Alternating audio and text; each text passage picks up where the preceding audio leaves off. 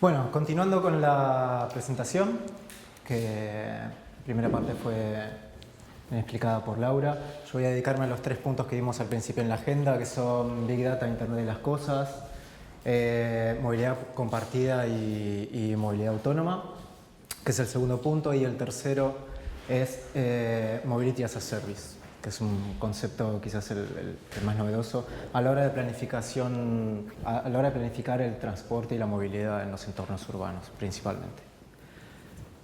Los primeros 2 conceptos que quiero que empecemos a conocer entre todos, se trata del Big Data y del Internet de las Cosas.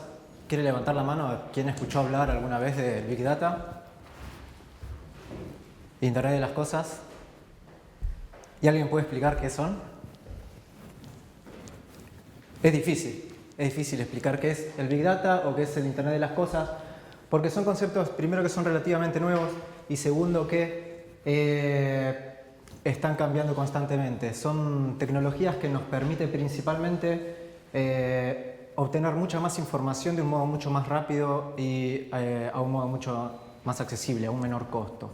¿Qué son las fintech, algo así? Fintech son algoritmos dedicados a la industria financiera. Está dentro de Fintech, está enmarcado en los que se llaman las nuevas TICs o tecnologías de información y la comunicación, pero no es específicamente ninguna de estas. Okay. Dentro de las nuevas TICs, me van a escuchar hablar de TICs, está Fintech, está blockchain, Big Data, Internet de las Cosas y también está la inteligencia artificial, que vendría a ser como un tratamiento automático del Big Data, hacer inteligencia en base a estos datos.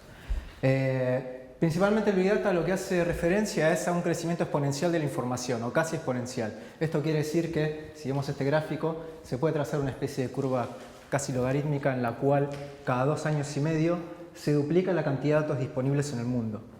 Esto es un montón. Esto quiere decir que, por ejemplo, entre 2013 y 2020, es decir, en 7 años, se multiplicó por 10 la cantidad de información disponible en el mundo. O en principio, la cantidad que las empresas que son propietarias de los datos tienen como materia prima. Esa tasa de crecimiento anual es cercana al 40%, y esta información, si bien viaja a la nube o viaja a través de Internet, se almacena. Es decir, tiene un espacio físico de almacenamiento, como puede ser almacenamiento en algún tanque de agua. Su equivalente son grandes espacios con servidores que se ubican principalmente en lugares donde la energía sea barata. ¿Esto es por qué? Porque estos servidores consumen mucha energía y necesitan estar constantemente refrigerados. Aparte de eso, no solo el servidor consume energía, sino el aire acondicionado y el equipo de frío necesario para que tenga un buen funcionamiento también consume energía. Por lo general, ustedes van a ver este tipo de construcciones en las latitudes altas, es decir, en países nórdicos o en Estados Unidos o en Canadá, en Rusia. De hecho, cuando se habla de instalación de este tipo de instalaciones, valga la redundancia, en nuestro país se habla de Ushuaia, o en Chile se habla del sur de Chile, en vez de hablarse de otras zonas que pueden tener economía más barata, por ejemplo el norte de Chile, pero el tema de refrigerar este tipo de infraestructuras es muy costoso, más en un desierto. ¿Perdón? Sí, acceso no solo a la electricidad, sino a las redes de fibra óptica. Gracias. El primer concepto de Big Data sería ¿qué es un dato? Debería ser, ¿no? ¿Qué es un dato? Un dato por sí solo no nos explica mucho. Lo que necesitamos es a ese dato darle un contexto. Un ejemplo de dato es, por ejemplo, la humedad hoy en la ciudad de Buenos Aires, que será en torno de un 80%, ¿verdad? Entonces, ¿esta humedad es mucha o es poca? ¿En relación a qué? Entonces, el dato por sí solo, este 80%, no me explica nada. Me explica la foto actual, pero no me permite hacer ningún tipo de comparación.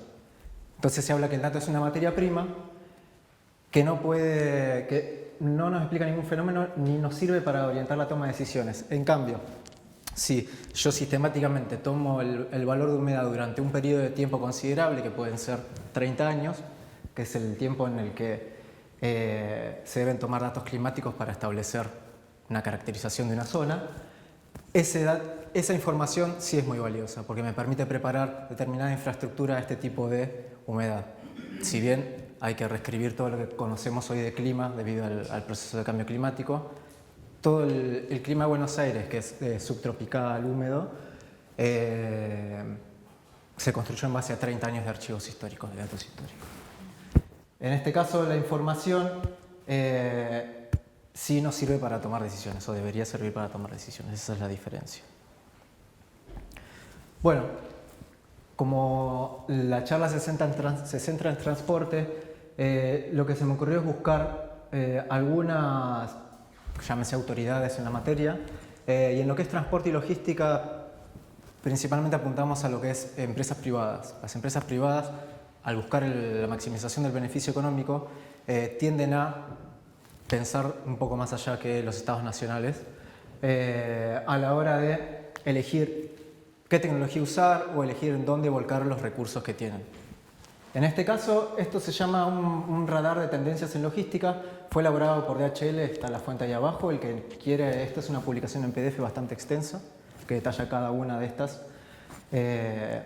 tecnologías que vemos acá.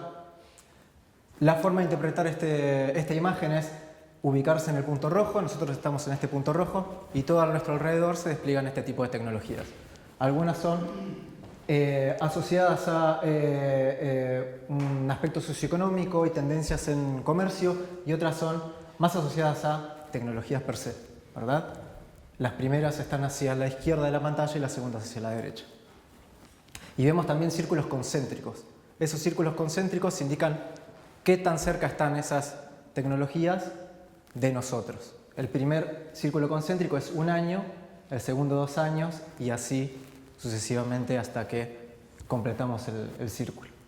Y vamos a hablar ahora de todas estas que están acá. Algunas están bastante más cerca, piensen que esto es del 2016, así que ya nos comimos gran parte de los primeros 3 círculos. Y el resto puede estar ahora más cerca o puede mantenerse en el mismo lugar debido a que por ahí se ajustan este tipo de cosas o el avance que se pensó en el 2016 que iba a tener no resulta tal. Pero bueno, nos vamos a centrar en el bajo costo o en la disminución de los costos de la tecnología de sensores, en el Big Data, en el Internet de las Cosas y en los vehículos autónomos. Vemos, por ejemplo, impresiones 3D, vehículos aéreos no tripulados, que es una de las que está allá arriba, que serían los drones, realidad aumentada, y bueno, después las otras. Realmente el que quiera el trabajo me lo pide porque la verdad es que es muy interesante. Esta diapositiva lo que hace referencia es a pensar a los datos como si fuera cualquier otro producto que nosotros compramos, consumimos y descartamos, ¿verdad? Va a haber una etapa en la que se genera ese dato, que puede ser un dato, como vimos antes, como materia prima, una etapa de transmisión de los datos y finalmente una etapa de utilización de los datos o un procesamiento, como si fuera un procesamiento industrial de cualquier producto. Pero bueno, los datos son captados por determinados sensores que hoy en día nos acompañan cada vez más en nuestra vida cotidiana y son transmitidos, en el mejor de los casos, cifrados o protegidos para que nadie pueda vulnerar ese tipo de seguridad. Piensen, por ejemplo, en los datos bancarios. Son datos que deberían tener la mayor seguridad posible disponible en el mercado para finalmente llegar a las personas que puedan llegar a utilizar este tipo de datos. Entonces, en estos 3 estadios hay una de las nuevas tecnologías de una nueva TIC que responde a cada una de estas etapas del uso de los datos, ¿verdad? Vamos con la primera, que es el Internet de las Cosas, que es un poco uno de los puntos que vamos a tocar fuertes hoy. El Internet de las Cosas hace referencia a objetos que tienen la capacidad de relacionarse con el entorno. Esto parecía antes de ciencia ficción, pero cada vez más vemos objetos que nos escuchan, nos ven o que determinan ciertas variables, las cuales incluso nosotros no sabemos que están detectando en ese momento. La forma que tienen las empresas proveedoras de estos servicios es de invitarnos a usar sus servicios. En esa invitación a usar los servicios que proveen este tipo de empresas, nosotros aceptamos los términos y condiciones de uso, ¿verdad? Es la condición necesaria para bajarme cualquier aplicación o para hacer uso de un software en computación, o incluso para, no sé, acceder a una tarjeta de crédito o acceder a una tarjeta de descuentos de un supermercado. Nosotros firmamos, damos consentimiento a todos los puntos que estas empresas diseñaron para no solo cuidarse legalmente, sino hacer uso de los datos que nosotros le podemos llegar a proveer. ¿Cuántos de ustedes leyeron todos los términos y condiciones de uso de algo que se hayan comprado alguna vez? La excepción que confirma la ley, la regla. 3 o 4 veces y ya dije que voy a empezar a leer. Exacto. Alguna dije que no.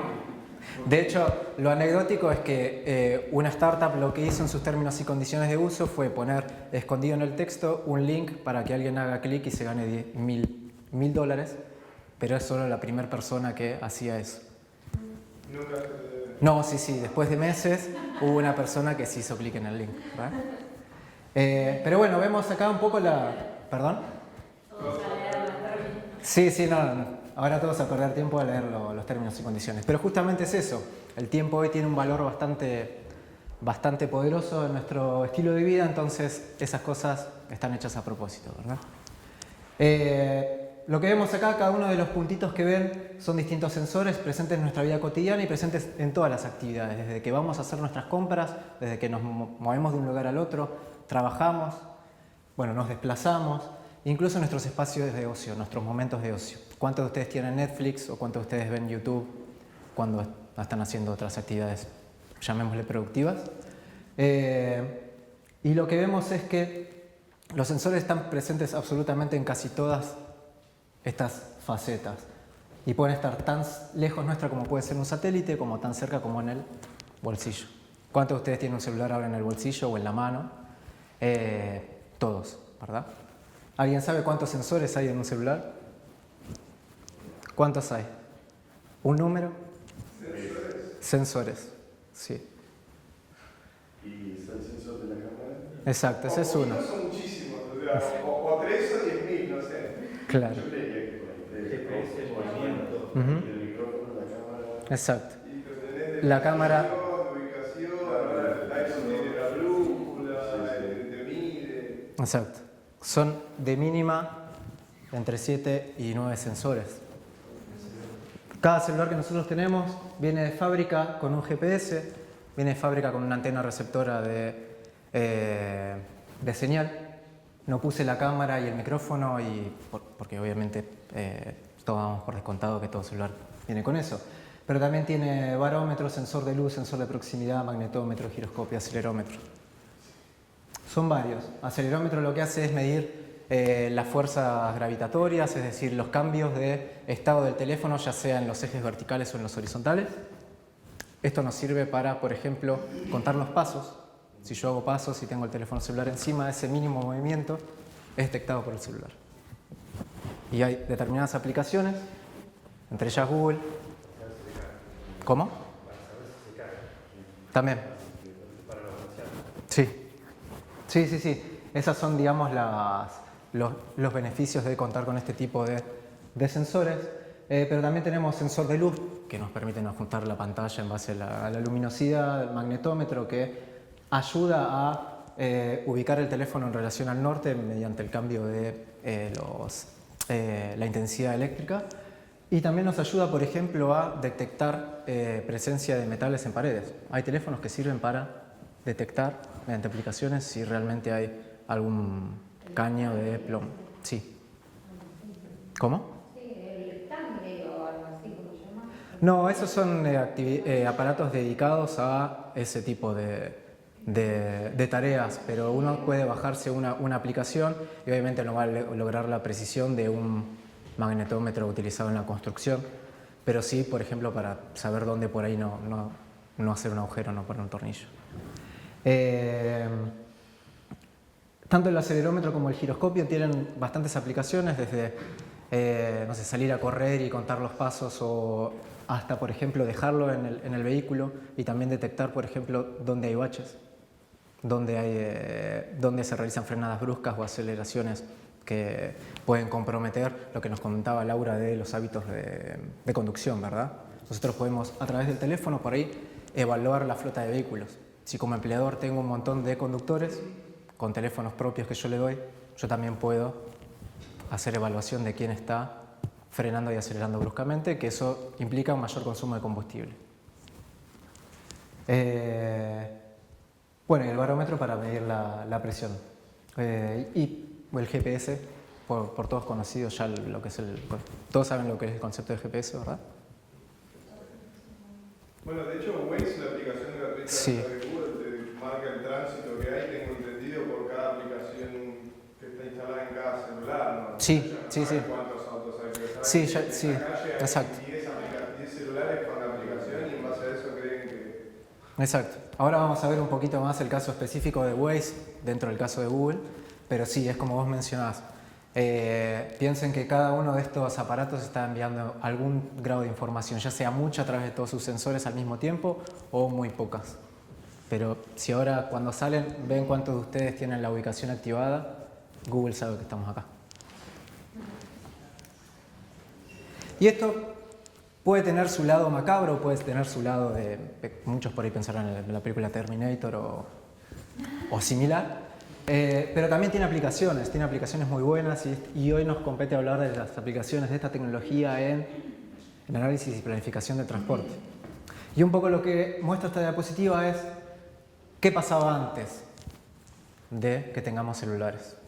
Cómo se estudiaba antes el transporte, cómo se tomaban las decisiones del transporte y cómo los gobiernos decidían básicamente qué posibilidades tenía la población de moverse o de no moverse. Vemos que tenemos una población total y la manera de conocer o intentar conocer a esa población total ideal sería realizar un censo. Los argentinos y casi todas las personas del mundo saben que los censos no se realizan todos los años debido a su elevado costo, a la cantidad de insumos que consumen no solo monetarios sino humanos y en la cantidad de tiempo que cuesta procesar todos esos datos. Porque lo que se hace es obtener información de cada una de las personas del país. Hacer esto para algo tan dinámico como el transporte no tiene sentido. Entonces lo que se hace es una selección aleatoria de esa población y se espera que esa muestra que se elige, mediante técnicas de selección que pueden ser aleatorias, sea representativa. ¿Qué quiere decir que sea representativa? Que todos los aspectos de la población tengan voz y voto dentro de esta muestra que estamos dando. Si nosotros queremos estudiar el transporte a nivel metropolitano, tenemos que tener muestras de cada uno de los municipios del área metropolitana de Buenos Aires. No podemos decir, no, mejor a Lanús no lo estudio porque justo para ahí no tengo que ir. Entonces, compenso a la gente de Lanús con gente de Avellaneda y, no sé, encuesto al doble de Avellaneda. Total, yo tengo que llegar a un número. No sería válido técnicamente. Pero no solo no es válida técnicamente el proceso de selección, sino que podemos encontrar muchos más errores a lo largo de estas encuestas, lo que nos va a redundar en la calidad del estudio que finalmente, o las conclusiones a las que vamos a arribar mediante este estudio. ¿Me van siguiendo? Veo algunas caras así como que... si yo primero hago una muestra que es errónea, seguramente los resultados sean erróneos. Si cuando despliego al terreno y capacito a los encuestadores no lo hago de forma adecuada, los capacitadores seguramente no respeten los lugares de encuesta o tiendan a inducir respuestas. Si yo, por ejemplo, tengo una serie multiple choice y siempre digo primero una opción, seguramente esa opción sea la más elegida o puedo condicionar la respuesta. En el momento de la entrevista, recuerden que este es un intercambio entre dos personas, también pueden generarse otros inconvenientes, como puede ser que la persona a la que estoy encuestando la verdad que no tenga interés en responder, o no tenga tiempo, o que tenga muy malas intenciones y que me responda algo que no es la verdad. Así todo, si yo logro evitar todos estos inconvenientes que fui mencionando, puedo incurrir en errores cuando proceso esa información. Es decir, cuando vienen todos los encuestadores y me ponen arriba de la misma mesa todas las encuestas, yo solo tengo que sistematizar. Y en esa sistematización no solo se pierde tiempo, sino también se pueden incurrir en errores, afectando la validez del estudio y de todos los recursos que yo puse para esto. Y Big Data un poco lo que hace es tratar de romper con este esquema. Este esquema sigue siendo necesario porque mediante una encuesta yo puedo saber con certeza ciertas características que el Big Data no me permite. El Big Data me permite inferir un montón de cosas que necesito contrastarlas, por ejemplo, con encuestas más dirigidas. Pero son menos los recursos que en los que tengo que incurrir. Por ejemplo, datos de transporte de Big Data seguramente estén geolocalizados. Y esto es muy importante porque nos permite conocer los orígenes y destinos de los viajes y ver los lugares por los cuales la gente transita a tiempo real. Ya conocemos que nos permite un gran volumen de datos y poder entrevistar a un montón, es como realizar una entrevista o casi un censo a toda la población. Entonces, ahí puedo llegar a minimizar la cantidad de errores en los que puede llegar a estar incurriendo. Puedo también, como hacen Facebook, Instagram o Netflix, determinar ciertos perfiles de usuario. Yo no sé, sobre todos ustedes, pero si con los datos de celular los cargo todos juntos, puedo saber qué persona por ahí usa el transporte público, qué persona usa siempre el transporte individual y qué persona usa Uber, por ejemplo, si los datos me los provee Uber. Esto ya lo mencionamos, que estos datos tienen un bajo costo y son a tiempo real y el tratamiento es casi automático. O sea, yo puedo entrenar o puedo programar determinadas secuencias de comandos para que el tratamiento de datos sea automático, que no haya una persona que esté cargando o corrigiendo cierta información. Entonces, tengo herramientas como planificador mucho más valiosas o mucho más numerosas que antes. Otra cuestión importante es que no hay instancia de entrevista. En ningún momento Google me está preguntando, ¿estás yendo en transporte público o estás haciendo tal cosa?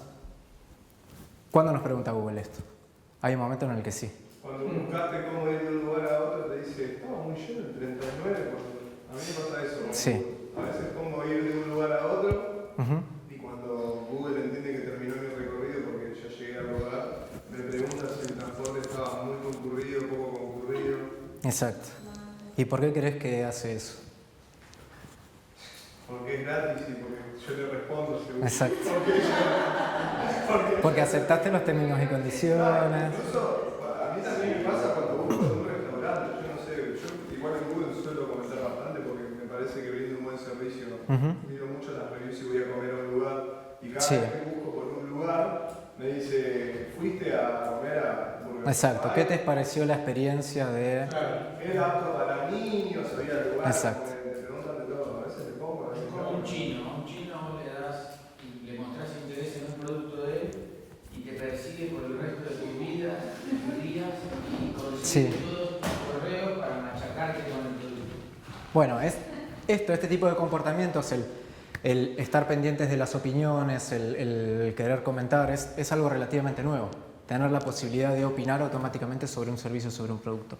Eso antes, si bien era posible, era engorroso, había que pedir el libro de sugerencias. Hoy prácticamente nadie hace eso. Preferible si me atiende mal, listo, lo califico mal en Google y que se arregle, ¿verdad? Claro. Hoy el libro de quejas y sugerencias es Google, pero es más. Exacto. Bueno, este tipo de herramientas, no Google, pero sí este tipo de ambiente, de caldo de cultivo, es beneficioso para el transporte. Es beneficioso para el transporte porque puede ser utilizado por los gestores del transporte e incluso también por las empresas privadas o las proveedoras de servicios para mejorar sus servicios, en el mejor de los casos. Seguimos. Acá un poco les quería mostrar, esto es estático, pero ustedes lo pueden hacer en cualquier momento que quieran desde la casa. ¿Cómo hace Google para darnos esta información? ¿Verdad? Esta es información de tránsito y lo que vemos es el tráfico típico, verde lo más rápido, el tráfico más fluido, y hacia los rojos lo que es más lento, ¿verdad? Lo que tendríamos nosotros que evitar son las zonas que están más rojas y tratar de circular por las verdes. Pero bueno, vemos que esto es las 6 de la mañana y los únicos espacios que están en naranja son, por ejemplo, los cruces de Rojas o los cruces de García Lorca en Caballito. Esto es una zona del centro de la ciudad de Buenos Aires, no sé si todos son de acá, por eso aclaro, y la gente que nos está viendo también. Los pasos a nivel son algunos de los espacios que están un poco más comprometidos y algunas calles en particular, pero si yo de las 6 de la mañana empiezo a ir hacia la hora punta de la mañana, vemos cómo se empieza a poner un poco más densa la situación, hasta llegar al mediodía en el que hay un leve pico descendente, pero tampoco es mucho. ¿Cómo hace Google para calcular esto? Un poco lo que nos explicaba el compañero antes. Google lo que hace es detectar la cantidad de teléfonos que están activos en ese momento, no solo a través de Google, sino a través de Waze y otras tantas aplicaciones que tiene Google y nosotros usamos en el celular. Sí, la velocidad en realidad no te la dice, el teléfono no indica la velocidad. El teléfono indica... ¿Cómo? Sí, se calcula con precisión porque el teléfono indica una latitud y una longitud y un tiempo. Entonces, entre 2 puntos consecutivos, lo que hace Google es calcular la distancia lineal entre esos 2 puntos y de ahí saca la regla de 3 simple, la velocidad. Lo podemos hacer todos nosotros ese cálculo.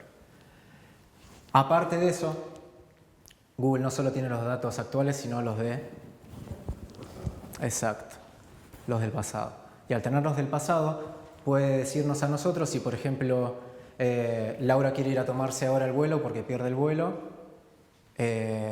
puede decir ahora mismo cómo está el tránsito y Google le va a decir cuánto tiempo va a tardar. Pero si Laura programa y dice, no, mi vuelo es a las 10, entonces tengo que salir a las 9:30, bueno, a las 9:30, ¿qué tránsito va a haber? Entonces Google sabe, por día de semana, por día de mes, en base a ciertos patrones que se están dando en el momento, combina toda esa información y nos arroja una respuesta. Este tipo de respuestas son prácticamente automáticas, se procesan casi en el momento. Y también tienen en cuenta nuestras preferencias. Las empresas privadas, hasta ahora fui nombrando prácticamente empresas privadas, son las que llevan la delantera, ¿verdad?, en este tipo de tecnologías, pero también el Estado es usuario de estos servicios, no solo los servicios de Google o de Waze, sino que genera su propia información. El caso más emblemático en Argentina hoy en día es la tarjeta SUBE. Todos tenemos una tarjeta SUBE que nos permite no solo acceder al transporte público, sino también pagar peajes. Y esto es posible no solo en la ciudad de Buenos Aires, sino en gran parte de todas las capitales de provincia y las ciudades más importantes del país. ¿El peaje ahora en dónde? Porque lo sacaron. ¿Lo sacaron? Ah, no tengo auto, así que... Solo te le pasa ahora. Ya no te dejan. Los peajes son de camioneros. Bueno, claro, está bien. ¿Se puede pagar el transporte público con SUBE ahora? Sí, en muchas otras ciudades y la red tiende a expandirse. De hecho, la capital provincial que no tiene, por ahí una de las ciudades más importantes, de hecho la segunda es Córdoba. Córdoba tiene un sistema propio y todavía no ha migrado hacia la tarjeta SUBE. Principalmente porque nosotros tenemos una tarjeta y esos datos se envían, pero hay toda una red de soporte físico para que todo eso funcione, ¿verdad? Nosotros vemos el colectivo, pero ese colectivo en realidad está emitiendo datos a un satélite y después ese satélite hacia una red propia del gobierno. Y en este caso, acá vemos un poco cuál es el rol del Ministerio de Transporte en este juego. Es el que otorga las consolas GPS y el que dice cuántos vehículos puede tener una determinada línea, otorgando tantos receptores GPS, ¿verdad? Es el que se encarga de la atención al usuario, recibiendo quejas o recibiendo sugerencias. Es el que se encarga de la personalización de tarjetas y el que distribuye las tarjetas nuevas, ya sea porque se pierden, se extravían o ingresan nuevos usuarios a la red. Esto es un canal que siempre tiene que estar abierto. Y es el que se encarga también de, a través de Nación Servicios, de procesar esta información, principalmente hoy en día de almacenarla. Y acá vemos el número, ¿verdad? 6.000 millones de transacciones al año. ¿Hace cuántos años que está activo SUBE? Hace bastante. Entonces es un activo importante de información la que tiene el Estado sobre el comportamiento de transporte de muchos de nosotros. Un ejemplo de todas las aplicaciones que esto puede llegar a tener, acá pasamos un poco de la parte teórica a la parte aplicada, es la fiscalización del transporte urbano. A nosotros nos sirve no solo para planificar y para ver a qué línea de transporte le otorgo más colectivos o qué línea me estaría necesitando una ampliación del recorrido o una extensión, sino fiscalizar lo que ya está. O sea, y fiscalizar lo que ya está fue una deuda bastante importante en el Estado, debido principalmente a que el canal de queja demoraba mucho tiempo. ¿Por qué? Porque si yo me quejo ante cualquier oficina, seguramente esa oficina lo derive a otra oficina, esa oficina a otra oficina, ahí recién va el fiscalizador a la calle y constata una infracción, que en realidad la infracción es en el momento. Puede ser que un colectivo no frenó o que no se respetó una determinada frecuencia. Que un colectivo que suele tardar 15 minutos entre colectivo y colectivo, de repente estuve 2 horas esperando. ¿Con quién me quejo? Por ahí a los 5 días viene el fiscalizador y justo ahí sí pasa el colectivo en horario y dice, no, acá está todo en regla, se va y listo. ¿Qué es lo que se decidió? Utilizar esta información de la SUBE. ¿Y cuál es digo la trampa, pero en realidad no es una trampa? Las empresas firman para adherirse a este servicio. Que a través de la SUBE es a través de la forma en la que ellos pueden acceder a los desembolsos. Es decir, no hay dinero físico en el momento, sino que ellos dicen, yo tengo todos estos datos de SUBE que validan que yo vendí estos boletos, dame esta plata.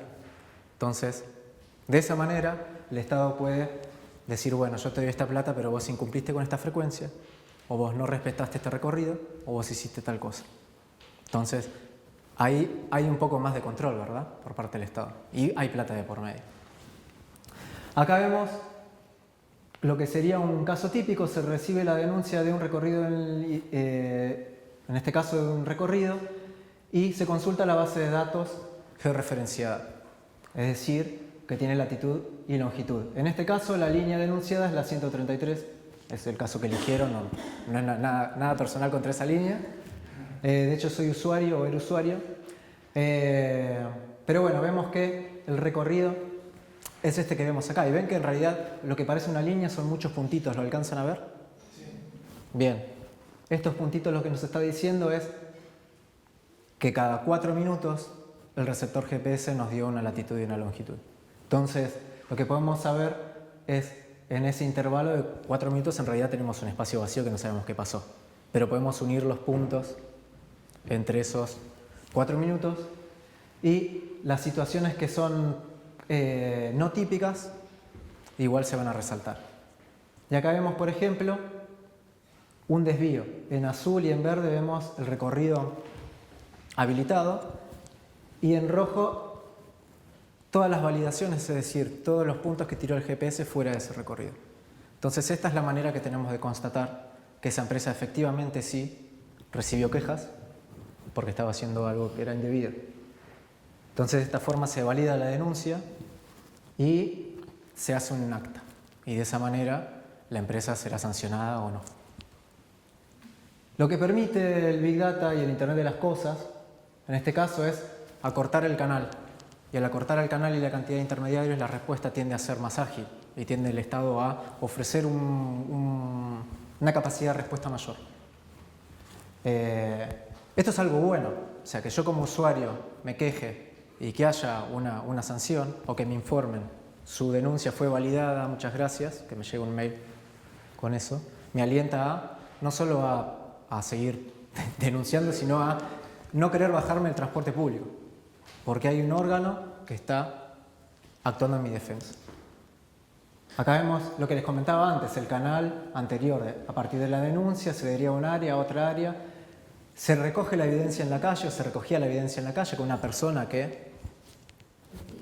Exacto. Y después se seguía todo el canal. Ahora ya hay muchos menos pasos, ¿verdad? Y la evidencia es igual de válida. ¿Cómo podemos nosotros seguir mejorando incluso más el sistema? Tanto desde la academia como de la parte de las asociaciones civiles y organizaciones del tercer sector, tenemos acceso a estos datos, o a gran parte de estos datos. Estos datos, por lo general, están en portales como este, o como este portal que es nacional. Y lo que vemos es que hay determinadas temáticas, grandes temáticas, actividad económica, administración pública normativa, ambiente, y hay una que es movilidad y transporte. Y estos datos son generados por sensores que están arriba de colectivos o sensores que están en las estaciones de bicicletas públicas y que están constantemente activos. Un ejemplo, ya que hablamos de género, es el de las bicicletas públicas. Me tocó ayudar a una gran amiga que para hacer su tesis de licenciatura decidió estudiar transporte y género. Ella es socióloga y entonces, como yo manejo todo lo que es mapas, para hacerlo sencillo, me llamó y yo accedí. Para construir un mapa en realidad no había un mapa ya construido de transporte y género. Y lo que decidimos hacer es buscar información pública. Y en vez de llamar a la oficina para ver si tenían información, lo que hicimos es abrir un portal y descargar los datos, que es mucho más sencillo. Si bien esto parece sencillo, en principio nos dimos cuenta que después, al abrir estos datos, gran parte de la columna, ustedes imaginan este tipo de datos de transporte como un Excel gigante. Un Excel que tiene millones y millones de filas, ¿verdad? Largo, interminable. Cada una de las columnas es una de las variables que, en este caso, Ciudad de Buenos Aires, me permite a mí estudiar. Y había una de las variables que era edad, otra de las variables era tiempo de uso de la bicicleta, estación de retirada, estación de devolución. Entonces, con esa información más la información de género, puedo decir, bueno, tengo toda la información que quiero. Sé de dónde se sacó una bicicleta, quién la sacó, no el nombre, pero el rango etario y el género. Y puedo tratar de inferir por dónde se movió esta persona. A diferencia del receptor GPS del colectivo, que marca un recorrido, yo lo que tengo es punto de inicio y punto de fin. ¿Cuántos de ustedes usan estas bicicletas de transporte? ¿Verdad? Ahora no hay más. Ahora desaparecieron. Sí. Ahora no se sabe dónde están. Sí, ahora pasó algo muy interesante. Justamente, ahora lo que cambió es el perfil de usuario, porque las bicicletas son otras. Entonces eso hace que se haya ampliado la cantidad de usuarios, pero las bicicletas siguen siendo las mismas. De hecho, son menos porque están en proceso de reemplazo. Pero ¿cuántos de ustedes usaron esta bicicleta para recorrer un fin de semana un parque? ¿Y qué es lo que hicieron? ¿Recorrieron una distancia enorme y por ahí la dejaron en el mismo lugar? No. O en una por ahí cercana, ¿verdad? Pero no siguieron una línea recta o el camino mínimo. ¿O sí? No se sabe. ¿Cómo sabemos eso? ¿Cómo podemos inferir qué bicicleta se usó con fines recreativos y cuáles con fines de desplazamiento? Bueno, justamente viendo si las estaciones son las mismas. Eso fue... El tiempo. Exacto, y el tiempo. Si las estaciones son cercanas, si hay 1 hora y media, es que entre medio estuve usándola con otros fines. Porque si yo me quiero mover... Y por el tiempo también, ¿no? Exacto, sí, el intervalo de tiempo. Podemos ver cuáles son los perfiles de usuario que más incumplen con el tiempo, cuáles son los que van a mayor velocidad, hacer perfiles de usuarios, quién es un perfil más deportista, quién es un perfil más persona mayor, entonces va relativamente lento, quiénes siempre usan la misma bicicleta o las mismas 2 estaciones y quiénes usan absolutamente toda la red. Y podemos decir, bueno, cuántas mujeres usan el sistema y cuántos hombres usan el sistema. ¿A ustedes qué les parece? ¿Quiénes usan más el sistema? Para mí es parejo. Para vos es parejo, miti-miti. Necesito más opiniones. Los hombres, las mujeres. No, tenemos que ponernos de acuerdo. ¿Cómo nos ponemos de acuerdo? A través de los datos. Si yo bajo millones y millones de datos y les digo 3 de cada 4 viajes los realizan los hombres en bicicletas públicas. ¿Esa información es un dato? Primero, les voy a tomar prueba. ¿Esa información es un dato? Es información. Y eso me sirve a mí para generar políticas públicas. Puedo decir, bueno, si 3 de cada 4 viajes son de hombres, algo está pasando. ¿Por qué? Porque el transporte público, en el colectivo, sí, es parejo, ¿verdad? Lo que vos decías. ¿Puede llegar a ser parejo? Sí, porque uno se sube a un colectivo y es entre todo parejo, se sube a un subte y es parejo. Porque en la bicicleta, si es otro transporte público, es desparejo. Y también que hay mujeres que van, por ejemplo, manejar con tacos, si te vas a la oficina y tenés que ir con tacos, es imposible. Si vos elegís usar taco, es una decisión. También vos podés andar en bicicleta con un taco. Hay mujeres que trabajan. Sí, de hecho no. Llevan las zapatillas, se lo sacan y se las ponen después. Ahora, con esta información, o sea, yo lo que puedo hacer es justamente decir, bueno, vamos a estudiar un poco más a fondo. Yo les dije 3 de cada 4, pero lo que les di es un número, un promedio. ¿Qué estación la usan más las mujeres? ¿Qué estación la usan menos las mujeres? Porque hay estaciones, yo supongo que por ahí cerca de las universidades, que la proporción de mujeres sea un poquito más alta. Por ahí no llega al 50 y 50, pero sea un poquito más alta. Bueno, ¿es por los orígenes o destino o hay algún otro factor ambiental que hace que la mujer elija más la bicicleta ahí? Y por el contrario, en estaciones donde exclusivamente hay hombres o hay una mayor proporción de hombres, bueno, ¿qué está pasando en el entorno? ¿Qué está pasando alrededor? ¿Cómo? Exacto, condiciones de seguridad, de iluminación. Convengamos que el transporte en Buenos Aires es un transporte agresivo. Entonces, un tipo de transporte agresivo lo que hace es, primero que hace necesario la instalación de bicisendas para proteger al usuario más débil, y segundo que desalienta a nuevos usuarios de bicicleta. Ahora, si yo aumento el precio de transporte público o aumento el precio de costo de la nafta y otros insumos de un auto particular, seguramente muchas personas van a decir, bueno, por ahí me puedo llegar a caer en bicicleta, pero llego a fin de mes. Entonces, es una opción, o sea, perdonen lo gráfico, pero es una decisión que nosotros a veces tomamos todo el tiempo. ¿Cómo se puede hacer para fomentar una idea? Ustedes que hablan de cerramiento.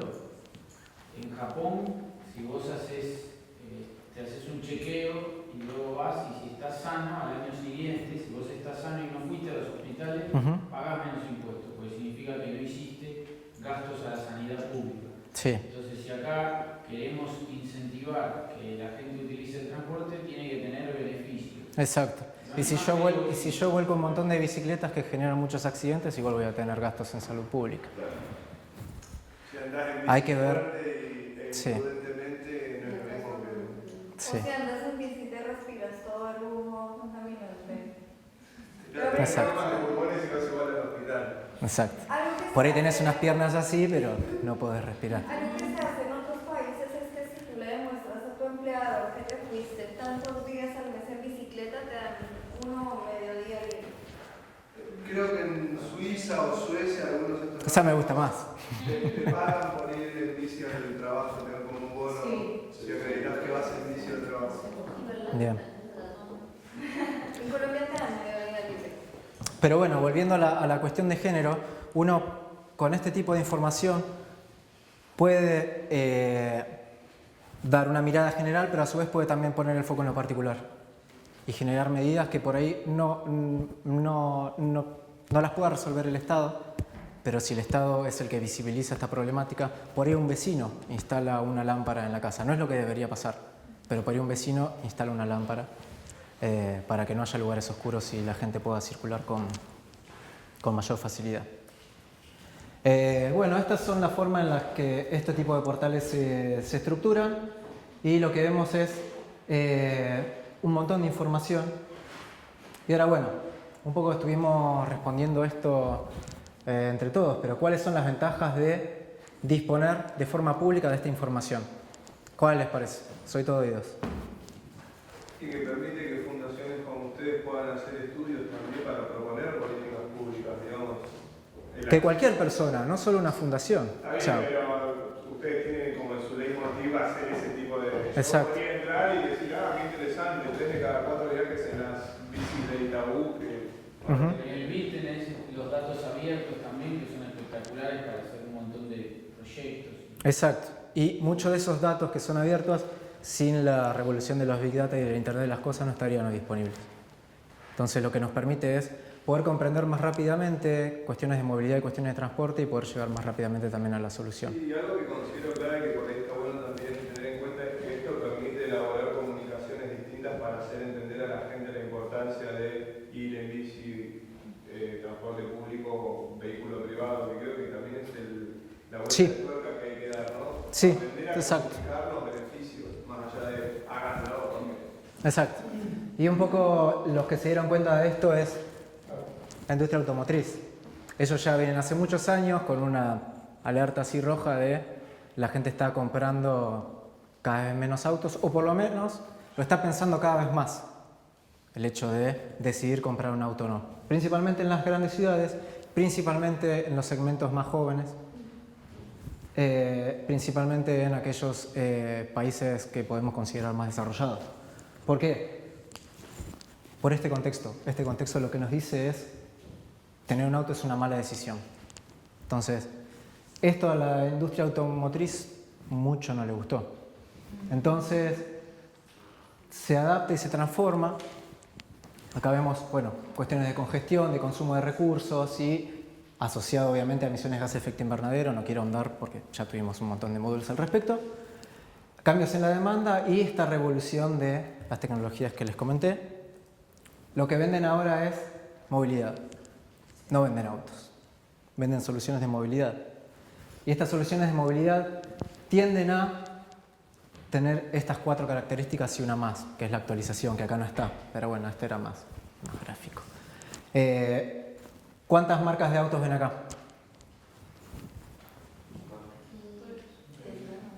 ¿Marcas de auto? Sí, 4. 4, una de ellas muy reciente, que es Tesla. Pero vemos que la industria del automóvil en realidad podría no estar liderada por las tradicionales empresas de la industria automotriz, sino que aparecen acá industrias vinculadas a la información, ¿verdad? Que son las que tienen la información y son las que tienen ese activo importante que decíamos. Estas son las 4 características que debería tener un auto para decir que, bueno, es funcional a la revolución de la movilidad, o este auto me ayuda a contribuir hacia la revolución de la movilidad. Tiene que estar conectado, es decir, tiene que tener información a tiempo real del entorno y del estado de la vía y de lo que yo también estoy haciendo. Tendría que ser eléctrico debido a principalmente las externalidades, ya sea en gases de efecto invernadero. Debería tender a ser parte de la movilidad compartida y debería ser autónomo. Ahora vamos a ver un poquito por qué y cada una de estas cosas. En el caso de los vehículos autónomos, lo que hacen es, son vehículos que pensarían como un humano o tomarían decisiones como si tuvieran un conductor encima, cuando en realidad no lo tienen. Estas son máquinas tomando decisiones racionales o tomando decisiones que nosotros tomaríamos si también estuviéramos al volante. Y lo que vemos acá son todos los sensores que suplantarían el ojo humano y el oído humano, ¿verdad? Obviamente las cámaras, tanto en el interior como en el exterior del vehículo, pero también láser, que es ese LIDAR que vemos ahí, y radares, tanto de corto alcance, que la mayoría de los autos ahora viene con radares de corto alcance, y de largo alcance. Los radares de corto alcance son los que están, por ejemplo, en los paragolpes y nos indican cuando estamos cerca de chocar con un objeto que está atrás o adelante. La sustitución del golpe avisa. ¿Cómo? El sustituto del golpe avisa. Exacto. Sí, sí, sí. Entonces, de esta manera, el auto cada vez se vuelve cada vez más una computadora.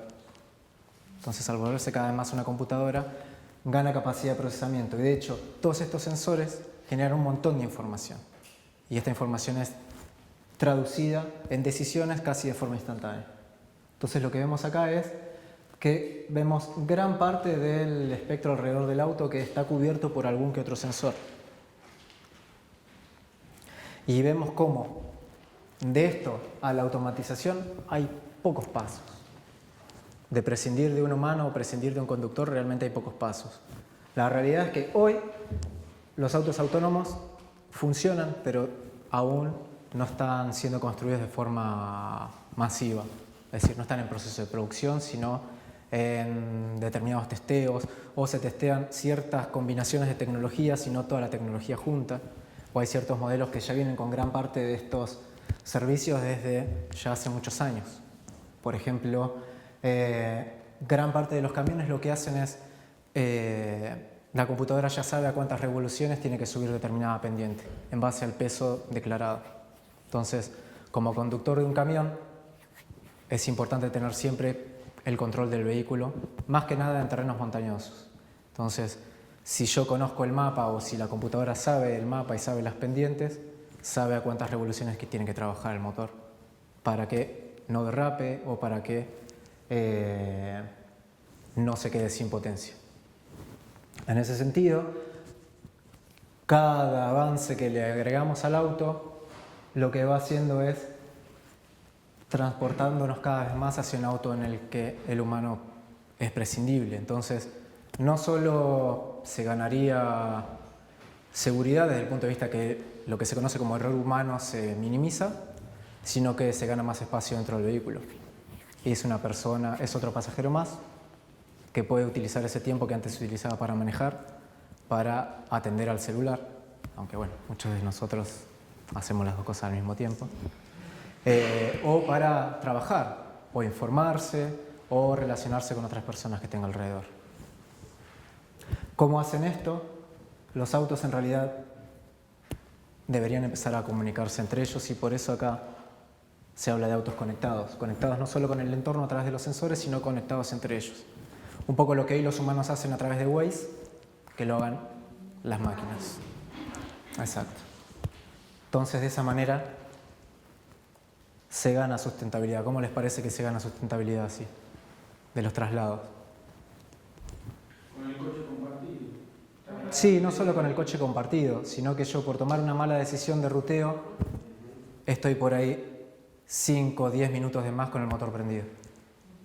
Y eso puede parecer insignificante, pero si sumamos todos los vehículos en la calle, o si sumamos ese comportamiento repetidas veces a lo largo de un año, seguramente ahí sea un número en árboles, traducido en árboles, como mostraba Laura, bastante relevante.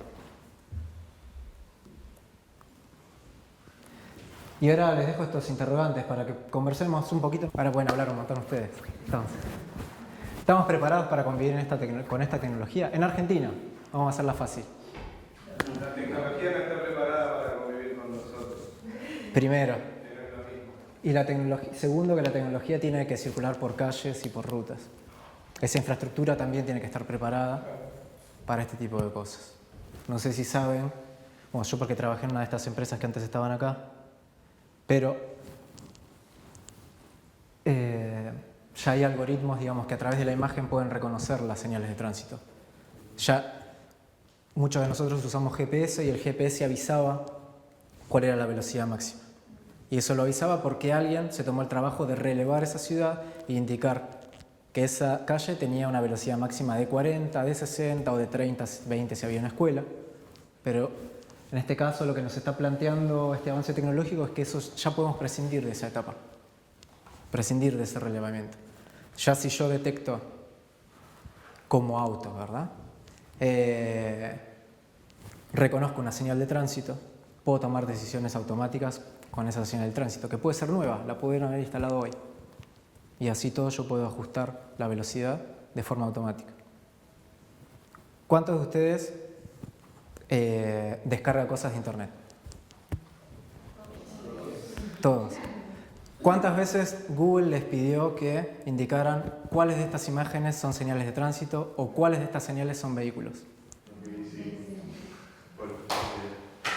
Bueno, ahí lo que hicimos fue ayudar al algoritmo de Google a después reconocer cuáles son las señales de tránsito, cuáles son autos. ¿Verdad? Para validar que era un humano y lo... Exacto. Claro, validar que no sos un robot para que después un robot lo pueda validar tranquilamente. Básicamente es algo así. ¿Verdad? Seguimos. Bueno, ¿y qué nuevos desafíos plantean estos avances? No vale decir todos. Algo de lo que se habla mucho es el tema de las reglas para los vehículos autónomos. Exacto. Por ejemplo, se presenta mucho sobre los casos donde, por ejemplo, un niño se cruza la calle y en la mitad de la calle, no por el cruce donde debería ir, y se plantea el dilema de qué debería hacer el vehículo, si arrollar al niño o chocarse contra un árbol y matar. Sí, o ante la decisión de dos humanos, un niño o un adulto mayor, ¿cuál es la decisión ética por todo el mundo reconocida como válida? Esto ya se hizo, este planteo ya se hizo y lo que dio, la verdad que son resultados que nos indican que no nos podemos poner de acuerdo. O sea, porque las culturas denominadas occidentales se les hizo esta pregunta y decidieron, ante la posibilidad de tener que arrollar a un niño o a una persona mayor, las poblaciones occidentales dijeron arrollar a la persona mayor. Sin embargo, para las culturas orientales, la decisión fue la contraria. Y así se hizo con un montón de Y preguntas. después los nórdicos dicen que los niños no cruzan por la mitad de la calle. Claro. Pero eso sabés por qué, por las respuestas. Por la cultura, es cultural. Porque Asia tuvo problemas tremendos de superpoblación. Ujú. Y Europa tiene lo contrario. Sí. O sea, tiene problemas de poca población. Sí, pero si nosotros como humanos no podemos ponernos de acuerdo, estos bichitos, o sea, tenemos que definir ciertas reglas. Si oriental, Claro, tendría que haber un algoritmo para detectar rasgos orientales, sí, que ya lo hay.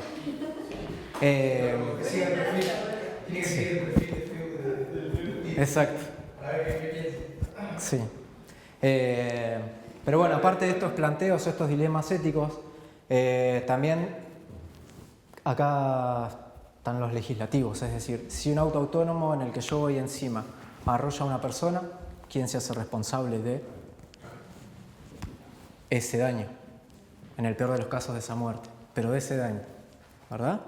O sea, ¿quién es? ¿El dueño del auto? ¿Yo que voy encima? ¿El dueño del software? ¿El Estado? Porque es el que me tiene que asegurar una vía.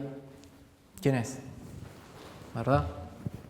Y después, bueno, desafíos tecnológicos y económicos, que son los que nos podemos encontrar en este tipo de países. Es decir, nosotros como habitantes de Buenos Aires reconocemos que la ciudad no está preparada para este tipo de vehículos todavía, pero que seguramente lo esté en algún futuro. Y eso no significa que todo el resto del país esté igual de preparado. Sí. Indicando camioneros, ¿no? También, si los camiones van a ser autónomos. Sí, ya lo predijeron los Simpsons. claro, En ese sentido. por Homero, ¿Verdad? Homero Bosotto. Otro Sí. tema importante es el de del despliegue de la infraestructura 5G. Exacto. Porque las ciudades son muy reacias a permitir la instalación de nuevas antenas de internet y la infraestructura que habilita este tipo de movilidad requiere muchísimas más antenas que las que hay hoy en día. Exacto. Sí. Un poco eso está relacionado con algo que vamos a ver. Esto lo vamos a pasar muy rápido, pero es interesante también. Acá vemos que hay bastante más oferta de transporte. Sí, serían similares. Exacto. Hay ciudades como Madrid que tienen 20 esquemas de vehículos compartidos entre scooters, monopatines, automóviles, camiones, lo que se les ocurra. Pero un poco las empresas eligen este tipo de ciudades y las hacen un laboratorio gigante. Es decir, yo voy a competir en una ciudad en la que ya haya este tipo de sistemas operando, para justamente testear qué tan bueno soy. ¿Cuál es el rol del Estado acá? Porque estos son esquemas privados. ¿Cuál es el rol del Estado acá? Por ejemplo, el caso de las bicicletas. Antes el caso de las bicicletas las operaba el gobierno de la ciudad y los datos estaban disponibles. ¿Van a estar disponibles ahora que cambió? No se sabe. Ahí es la capacidad de negociación del gobierno. Yo no tengo la información, seguramente sí ya se sepa.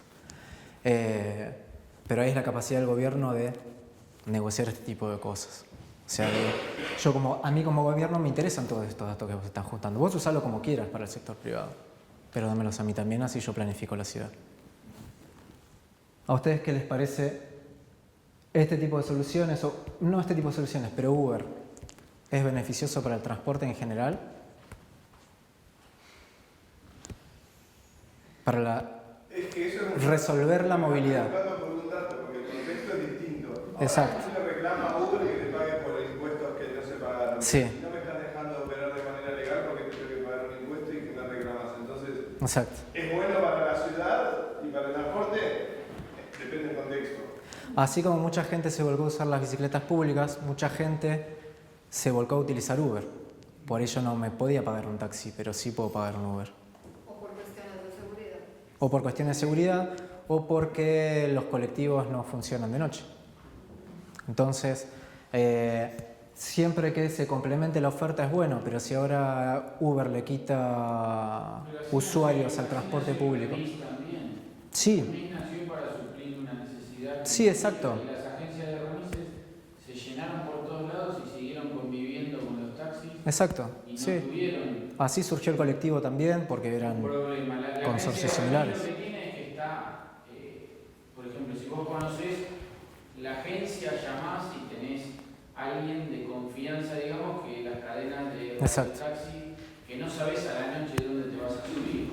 Sí, exacto. Hasta las empresas, estas casas de remisería incluso confían en vos porque te dan un código. Y si vos ese código no lo tenés, no podés pedir el taxi. Te lo digo, en algunas zonas del conurbano es así.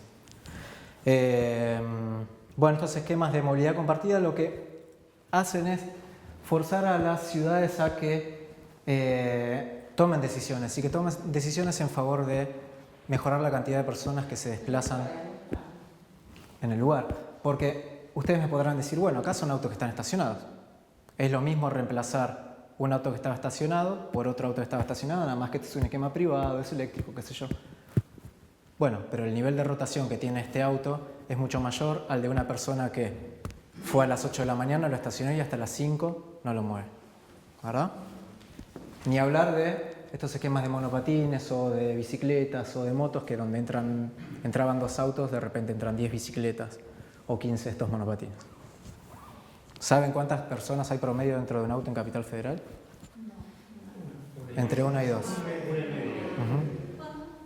Entre 1 y 2 personas por auto. Y esto es un poco la tendencia hacia 2030 en Europa, en este caso, en el cual el 50% de los traslados o en realidad de los kilómetros totales van a pasar de ser de vehículos privados conducidos por personas a distintos esquemas variados, desde conducidos por personas pero compartidos hasta bueno, sus variaciones en autónomos también, ¿verdad? Casi la mitad de la movilidad pasaría a estar suplida por este tipo de esquemas para Argentina no convencionales. Mobility as a Service. Es quizá hacia donde va la industria y es un poco combinar todas las soluciones de movilidad que están hoy en día en nuestra mano, literal, porque están en el celular. Habla un poco acá de si el modelo de Netflix se aplicara a la movilidad, es decir, si la aplicación conociera tantos mis gustos que ya me recomienda determinado tipo de traslado en pos de otro, ¿verdad? Creando un perfil de usuario. La diferencia es que esta el ejemplo que vamos a ver es de Helsinki, que es la capital de Finlandia y bueno, es un esquema público, digamos, es una aplicación pública. Pero básicamente es una aplicación, no deja de ser una aplicación. La diferencia, este es el nombre comercial, la diferencia es que uno puede pedir desde transporte público hasta transporte privado, pagar, reservarlo. No tiene solo que consumirlo en el momento. Es decir, yo quiero un ticket de tren para las 5 de la mañana y lo pago. Entonces ya directamente paso y ya con el celular es prueba válida suficiente para que yo me traslade. Y básicamente lo que es una agregación de un montón de aplicaciones juntas, cooperando, coordinando la información en favor del usuario y en favor de que el usuario tome las decisiones que él considere que son las más acertadas para su necesidad en ese momento. ¿Estamos lejos de esto? No, la realidad es que hay empresas privadas que están mucho más cerca que los estados. Entonces, como estado por ahí es importante saber que esto existe y por ahí copiar este tipo de ejemplos, ¿verdad?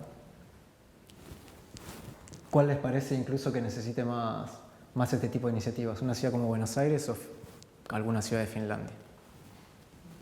Yo no conozco Finlandia, algún día espero conocer, pero intuyo que por ahí Buenos Aires el tema es un poquito más urgente. Entonces, bueno, básicamente lo que estamos hablando es de hacer cooperar actores públicos y privados, pero que la aplicación pase a ser de uno solo, ¿verdad? Ahí los privados dirán, bueno, me corresponde a mí, o ahí el Estado dirá, no, me corresponde a mí. Y nos permite pagar un pago mensual que involucra que yo puedo hacer todos los desplazamientos que quiera o pagar en base a cuánto yo utilizo o no. Y esto quiere decir que dentro del pago mensual yo pago por usar el transporte público o yo pago usar por el transporte individual, lo cual también es bastante complejo, es bastante polémico, porque por ahí si soy una persona cómoda digo no, voy a usar siempre Uber, ¿verdad? Y para que esto funcione, obviamente, se necesitan estas condiciones. Redes que funcionen, que todos tengamos un celular, eso en Argentina ya está cubierto, pero bueno, el tema de la conectividad es importante, que la información sea confiable y que los servicios, que la aplicación cuente con información dinámica y actualizada de los servicios que están operando en el momento. No solo de la información que está, por ejemplo, por planilla en el caso de los trenes, sino la información real, ¿verdad? Que haya esquemas de pago cashless, un poco lo veíamos acá yo puse nada más 2 aplicaciones ahí abajo, pero que eso esté disponible, y eso principalmente las barreras son legales y financieras. Y la última es, bueno, la cooperación entre un montón de actores. Esta quizás es la principal barrera. Y en su máxima expresión, uno podría tener el celular encima y que no sea necesario presentar el ticket o mostrar el ticket a nadie. Alguna especie de portal nos podría detectar que tenemos nuestro celular encima y poder viajar tranquilamente. En su máxima expresión, este esquema podría ser nacional. En el caso de Alemania está migrando hacia un esquema bastante parecido. Nosotros con SUBE acá en Argentina tenemos una gran ventaja en ese sentido. Y bueno, es un poco la aplicación, cuanto más personas las use y más se masifique, mejor va a funcionar. Entonces es posible crear perfiles de usuarios, ciertas recomendaciones, y obviamente en su máxima expresión esto debería contar o debería tender a recomendarnos movilidad eléctrica, autónoma, conectada, compartida. Y ahora les pregunto, ¿qué tipo de transporte no está representado por esta plataforma? El avión. Sí, es verdad, el avión. Pero dentro de una ciudad. ¿Perdón? Sí, no, pero igual yo supongo que deben descontar el tema de peatón porque todavía es gratis caminar. El automóvil particular. O sea, nos ofrecen soluciones en realidad para bajarnos del automóvil particular. Y vieron que esta pregunta, la última pregunta, en realidad se repite en todos. Y la respuesta es cómo se relaciona el esquema o todas las herramientas que estuvimos viendo de la sostenibilidad y el cuidado del medio ambiente, que son herramientas. ¿Verdad? Son herramientas, entonces está en nosotros usarlas o no. Y eficiencia. Y contribuir o no. Sí, pero si yo, por ejemplo... Sí, si soy cómodo. Exacto, si soy cómodo y en vez de usar más el transporte público uso Uber, en realidad estoy sumando un auto más al centro. Claro. Por eso es como... Pero bueno, claro, la herramienta te propone la eficiencia. Porque sí. seguramente te conviene compartir con un usuario que... Exacto, son tecnologías y como toda tecnología pues... Sí, exacto, esa sí es una opción que sería más sustentable desde el punto de vista de la eficiencia del uso de los recursos. En América los taxis son todos así. Sí. Así que bueno, como resumen, ¿cómo se relacionan estas nuevas tendencias a la sostenibilidad? En que se alinean a los ODS que presentó Laura, en que buscan reducir el consumo de combustible y de energía y permitir un acceso más igualitario. Un poco la cuestión de género apuntaba a eso, pero también un acceso más igualitario desde el punto de vista socioeconómico. Hay que ofrecer también soluciones a las personas que no pueden pagar por ello. Porque el transporte puede no ser un derecho, pero sí nos permite acceder a otros derechos. La educación, la salud, el trabajo, el ocio. Reducen la participación del automóvil particular, en este caso reducen emisiones de gases de efecto invernaderos, y una cosa no menor es que facilitan una especie de reconquista de la calle para las personas, mejorando la calidad de vida urbana. Bueno, es todo.